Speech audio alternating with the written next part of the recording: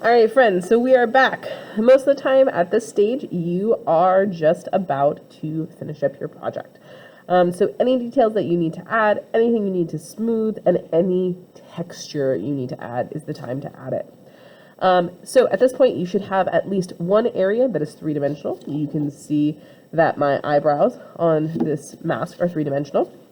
I can still see some of the areas where I wanted to add details to my mask, but I've not gotten a chance to do those yet. So before I move on to my mask, I'm going to show you what some of our tools can do in the way of texture, and then you will be able to experiment with them on your own. So this is just a blank slab of clay that I have, where I'm going to show you what some of these tools can do. So let's start with our bench scraper.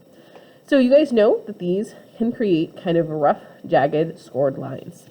Really good for fur, really good for anything that's going to have short marks. You can also do the same thing with a needle tool. Needle tool you can also draw. If your animal has a very rough texture, you can draw those rough textures in.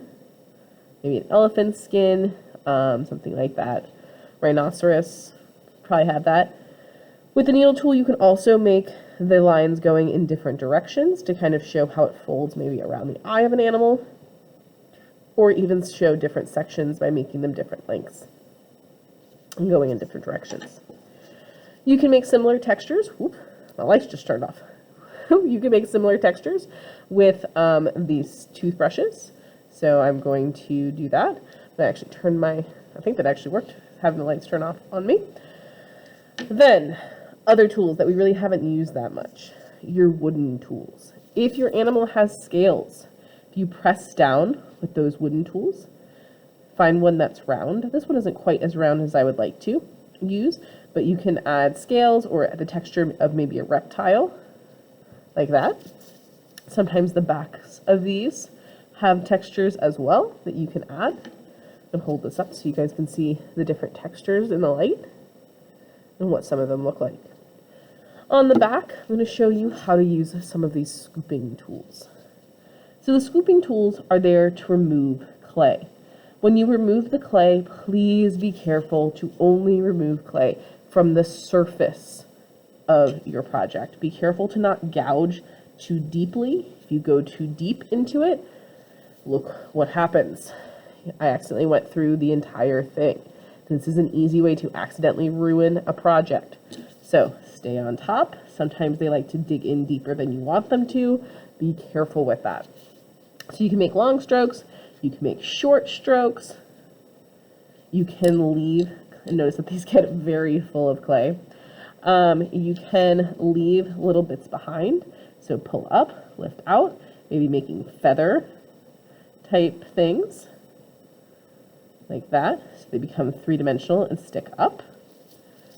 You can use the back squares similarly, where you can take out a large chunk, or even just use it to create small things. Again, you can curve around eye holes to make it look like the texture of an animal. So those scoop tools are really good, but be careful that you don't go too deep. Scoop all the way, too deep, no, no, no. Short little bits, these parts stick out. You can see the three-dimensional part. This is the flat one, and this is the tip. Over here, we have needle tool. Rough texture with needle tool. This is our bench scraper, toothbrush, and some of the wooden tools. So now, when applying that to your animal, pay attention to what your animal looks like. If you need to look up what your animal looks like again, that's fine. Pay attention to how the animal's fur wraps around their head. This will make it look much more realistic when you're doing it for your final design. Don't be afraid of overlapping and using multiple different types of texture. Also, don't be afraid of turning your project in order to become more successful.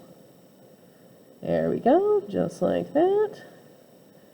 And the more texture you add to your project, the better it'll look once it's glazed or painted with our special clay paint, which remember, won't happen for quite a long time. So there, I use the needle tool.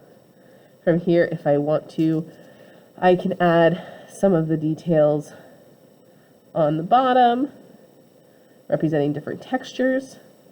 in my animal. Maybe there's different textures that I want to add on the eyebrows. Maybe I want to use the toothbrush for that.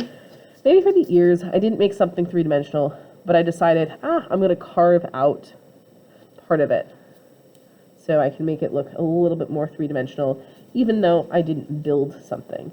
Be careful when you use the scoop tools that you don't remove too much clay. All right, my friends, please use at least one, if not more, different types of textures, but there they are for you. Enjoy!